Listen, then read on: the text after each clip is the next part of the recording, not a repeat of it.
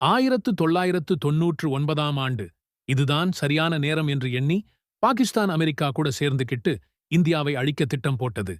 America இருக்கிற தைரியத்துல இந்தியாவுக்கு ஒரு மிகப்பெரிய மிரட்டல் விடுது பாகிஸ்தான்.